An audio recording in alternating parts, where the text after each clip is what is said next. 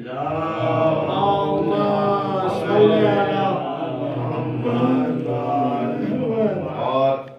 आप सबकी तरफ से इस मुबारकबाद को अपने वक्त के इमाम ज़माना की खिदमत में पेश करता हूँ।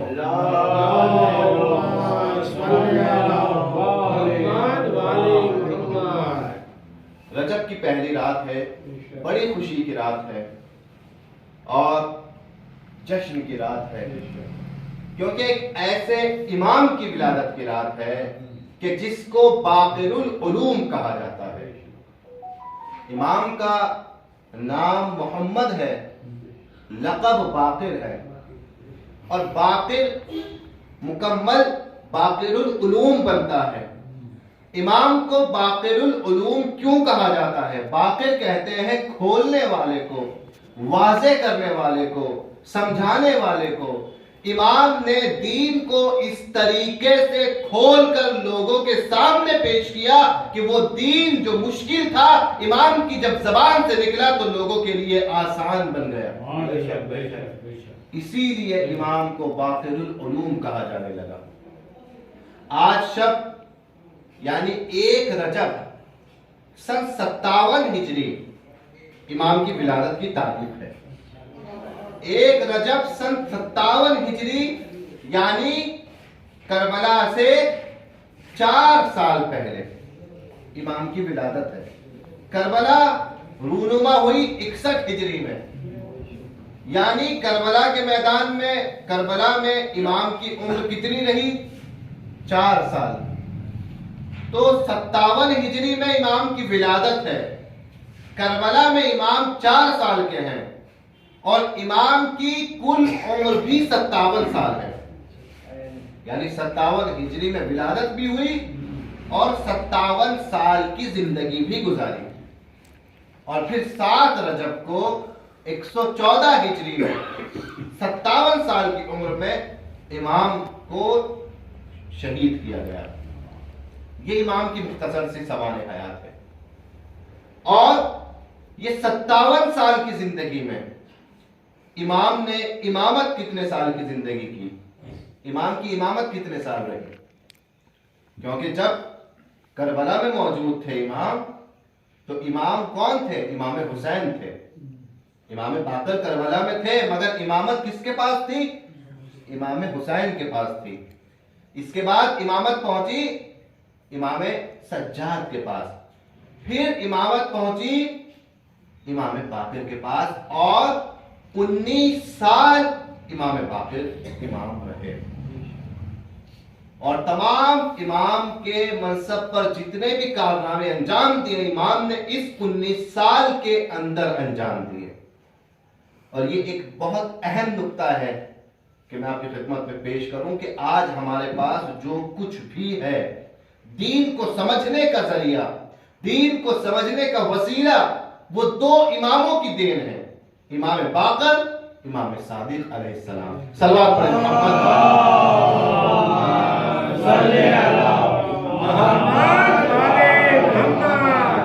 इमाम हुसैन ने दीन को बचाया।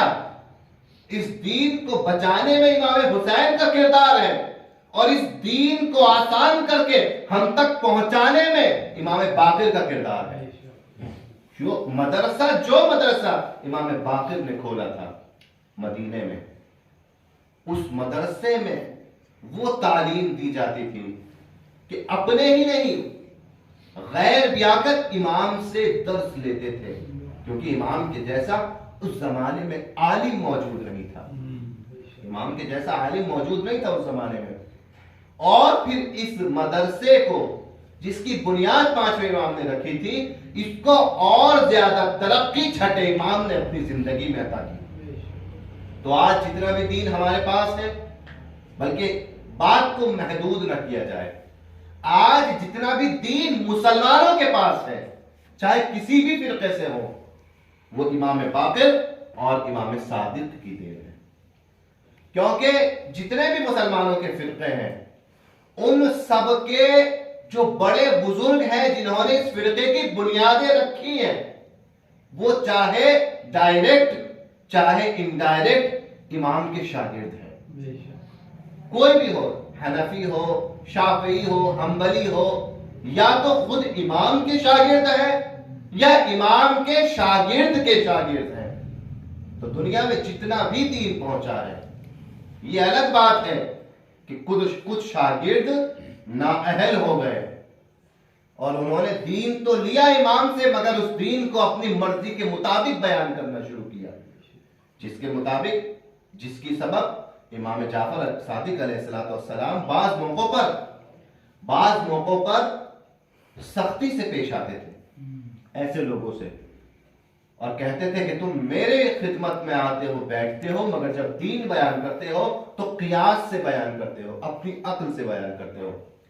तो ये इमाम बाकर अलैहिस्सलाम का कारनामा था कि दीन को लोगों तक पहुंचाया अपनी हदीसों के जरिए से, अपनी हदीसों के वसीले से। तो कोई ये ना समझे कि ये दीन तो हर इमाम की जिंदगी का कमाल है, हर इमाम ने दीन समझाया, हर इमाम ने दीन हम तक पहुंचाया। इमाम बाकर अलैहिस्सलाम के अंदर भी ये कमाल मौजूद है, लेकिन मैं एक कमाल ऐसा बताता हूं कि जो बाकी किसी इमाम में नहीं है, फकत इमाम बाकर में पाया जाता है। वो कौन सा कमाल है कि रसूल खुदा अपनी जिंदगी में मौजूद थे, रसूल का बावफा सहाबी खड़ा हुआ था, कौन? जाबिर इब्ने अब्दुल्लाह अंसारी। रसूल ने जाबिर को देखा, अपने पास बुलाया और बुलाने के बाद कहते, जाबिर तुम्हें पता है तुम कितनी लंबी जिंदगी पाओगे? कहा या रसूल अल्लाह बताइए। कहा मेरे बाद तुम हसन को देखोगे, हुसैन को देखोगे, ज़ैनुल आबिदीन को देखोगे और मेरे बेटे मोहम्मद बाकर को देखोगे।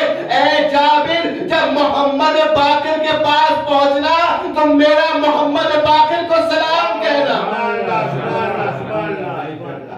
जाबिर मोहम्मद बाकर को मेरा सलाम कहना। अल्लाह अल्लाह, इमामों में वो इमाम है बाकर के जिसे किसी और ने नहीं, खुद रसूल ने सलाम कहलाया। और इसके बाद पूरी जिंदगी जाबिर इसी फिराक में रहे कि कैसे रसूल की इस अमानत को अदा किया जाए। यहां तक कि एक मर्तबा मदीने में जनाब जाबिर अपने 5वें इमाम को देखते हैं और देखने के बाद मुलाकात करते हैं। मुलाकात होती है, गुफ्तगू होती है। अच्छा, निशानियां जरूरी होती हैं कि यही वो शख्स है कि जिसको सलाम देना है। सवालात किए, गुफ्तगू की। उसके बाद कहा कि यब्ना रसूल अल्लाह जरा चल के दिखाएं, मैं देख लूं कि रसूल कैसे चला करते थे, मैं देखूं रसूल गुफ्तगू कैसे किया करते थे, मैं देखूं रसूल का नूरानी पैगा कैसा था। सारी चीजें देख ली। इमामत के दीदार में जाबिर इतने खो गए कि भूल गए जिस काम के लिए आए थे। इमाम ने कहा, ऐ जाबिर, उस काम को क्यों भूल गए जिसके लिए आए थे? अब जाबिर को याद आया कि हाँ यब्ना रसूल अल्लाह, मैं इसलिए आया था ताकि आपके जद का सलाम आपकी खिदमत में पहुंचा दूं। इमाम की खिदमत में रसूल का सलाम पहुंचाए, ये बहुत अजीम मर्तबा है। ये एक मंजर इब्तिदाई जिंदगी है इमाम की। एक मंजर में इमाम की ज़ईफ़ी का दिखाना चाहता हूं और उसके बाद कुछ अशआर इमाम की शान में आपकी खिदमत में पेश करूंगा। ये इमाम की नौजवानी का मंजर है, बुढ़ापा, ज़ईफ़ी। जब इमाम ज़ईफ हो गए, इमाम का सिन ज्यादा हो गया, तो एक मर्तबा हाकिमे वक्त ने इमाम को शाम बुलाया। शाम बुलाया हाकिमे वक्त ने, और शाम में हो रहा था मुसाबिका, कंपटीशन। तरह तरह के खेल थे और लोग उन खेलों में हिस्सा ले रहे थे। कंपटीशन हो रहे थे हुकूमत की तरफ से। इमाम भी गए, इमाम को भी दावत दी, बुलाया गया। इमाम ज़ईफ हो चुके थे, सिन ज्यादा हो चुका था, लिहाजा अब उस जालिम हाकिम ने चाहा कि किसी तरीके से इमाम की इज्जत को कम किया जाए, किसी तरीके से। हर दौर में ये हुआ, हर इमाम के साथ में ये हुआ, मगर ये लोग जो इमाम की इज्जत को घटाना चाहते थे, ये भूल गए कि हम उसकी इज्जत में कमी नहीं कर सकते कि जिसे खुदा इज्जतदार बना के भेजता है। हम उसकी इज्जत में कमी नहीं कर सकते। बुलाया इमाम को, यब्ना रसूल अल्लाह आइए।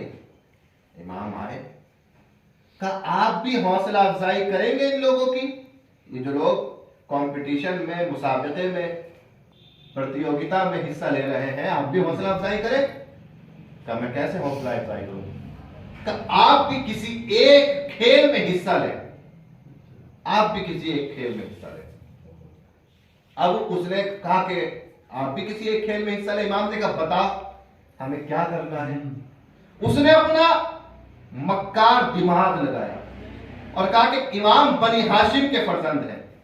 इल्म में इमाम को नहीं हराया जा सकता, तक़वे में इमाम को नहीं हराया जा सकता, तलवार चलाने में इमाम को नहीं हराया जा सकता, लेकिन एक काम ऐसा है कि जो कभी इनके घराने में किसी ने नहीं किया। कौन सा काम? का तलवार सबने चलाई है, मिंबर पे सबने दावाए सरूनी किया, मगर एक काम किसी ने नहीं किया। कौन सा? का तीर किसी ने नहीं चलाया, तीर अंदाजी किसी ने नहीं की। तो उसने सोचा कि शायद इमाम बाकिर को तीर चलाना आता ही नहीं होगा, लिहाजा इमाम से कहा कि आओ आप तीर अंदाजी के कंपटीशन में हिस्सा लें, आप तीर चलाएं। अब जिन्होंने देखे हैं ये मुसाबके, ऑनलाइन भी होते हैं, वीडियो गेम भी इसके आ गए हैं, और तीर अंदाजी का मुसाबका ये होता है कि एक तीर और कमान हाथ में होती है, सामने एक निशाना होता है, कुछ सर्कल्स होते हैं और बीच में एक नुक्ता होता है, मरकज होता है। जो उस नुक्ते के सबसे नजदीक अपने तीर को पहुंचाता है वो विजेता होता है, वो जीतता है। जिसका मरकज से जितना दूर रहता है वो उतना पीछे हो जाता है। तो ये उसूल है तीरंदाजी के। अब इमाम को कुछ तीर दिए गए, रिवायत कहती है 7 तीर, गालिबन जहां तक मुझे याद आ रहा है 7 तीर इमाम को दिए गए कि आप तीरंदाजी कीजिए। इमाम ने कहा ठीक है। इमाम समझ रहे थे। अब इमाम ने अपने पहले तीर को कमान में लगाया, और जैसे ही पहले तीर को कमान में लगाया, जालिम समझ रहा था कि ज़ईफ हो चुके हैं, सिन ज्यादा हो चुका है, तीर इधर उधर हो जाएगा, लेकिन इधर तीर का कमान से निकलना था सीधा उस नुक्ते पे जाके पहुंचा कि जो नुक्ता बीच में होता है। तीर ने नुक्ते पे लग के बता दिया कि दुनिया का कोई भी मैदान हो, अहले बैत से कोई जीत नहीं सकता। पहला तीर नुक्ते पे जाकर पहुंचा। जालिम ने सोचा शायद तुक्के से कोई तीर लग गया, लिहाजा एक मर्तबा और आप तीर चलाएं। अब एक मर्तबा और तीर दिया गया, 7 तीर दिए थे ना, दूसरा तीर का एक और चलाए। कहा दूसरा तीर कहां जाके लगेगा? पहला नुक्ते पे लगा तो दूसरा नुक्ते से जितना भी दूर लगेगा होगा नुक्ते से दूर, होगा तो नुक्ते से दूर ही, चाहे नुक्ते के करीब भी हो जाए, मामूली सा तो नुक्ते से दूर रहेगा। लेकिन इमाम ने जब दूसरा तीर चलाया है, जानते कहां लगा? पहला तीर तो नुक्ते पे लगा, दूसरा तीर पहले तीर की पुष्ट में पेवस्त हो गया, यानी दूसरा तीर भी नुक्ते से इधर उधर नहीं हुआ। और रिवायत बड़ी अजीब रिवायत है अजीजों, इमाम ने एक के बाद एक 7 तीर चलाए हैं और 7 तीर नुक्ते के अंदर पेवस्त हो गए। और एक मर्तबा तीर और कमान वापस लेके जालिम कहता है बस या इब्न रसूलुल्लाह। इमाम ने कहा और कुछ कराना है? कहा नहीं, हम समझ गए कि जिसको खुदा इज्जत देता है दुनिया में उसे कोई जलील नहीं कर सकता। ये पहली ईद है इस महीने में हमारी और आपकी, कैसा अजीम इमाम हमारी जिंदगी में आया है जिसके जरिए से हमारे इल्म के चिराग रोशन है। बड़े बड़े मराजे, Ayatollah Sistani, Ayatollah Khamenei, Ayatollah Makarem Shirazi, ये जो फतवे देते हैं इतनी आसानी से, नमाज का अहकाम, रोजे के अहकाम, हज के अहकाम, इन फतवों के पीछे काल बाकिर और काल सादिक की रिवायतें होती हैं जिनको पढ़ पढ़कर मराजे बनते हैं। ये इमाम की अजमत है। एक सलावत पढ़े मोहम्मद वाले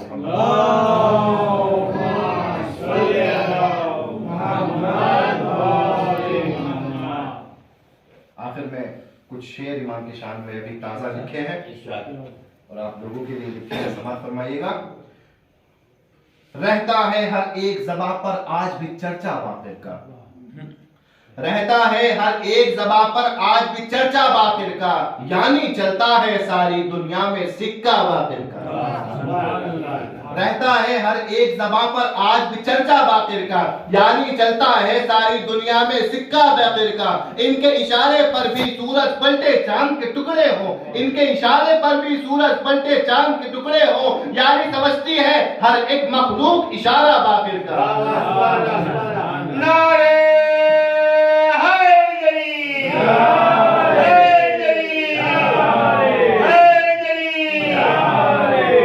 इनके इशारे पर भी सूरज पलटे चांद के टुकड़े हो, यानी समझती है हर एक मखलूक इशारा बाकिर का। जालिम ये समझाता बाकिर तीर चलाए नामुमकिन, जालिम ये समझाता बाकिर तीर चलाए नामुमकिन, तीर चलाया तो छूटा ना कोई निशाना बाकिर का, तीर चलाया तो छूटा ना कोई निशाना बाकिर का। करते हैं जो दीन की खिदमत, करते हैं जो दीन के काम, मामू शेर को सुनिएगा।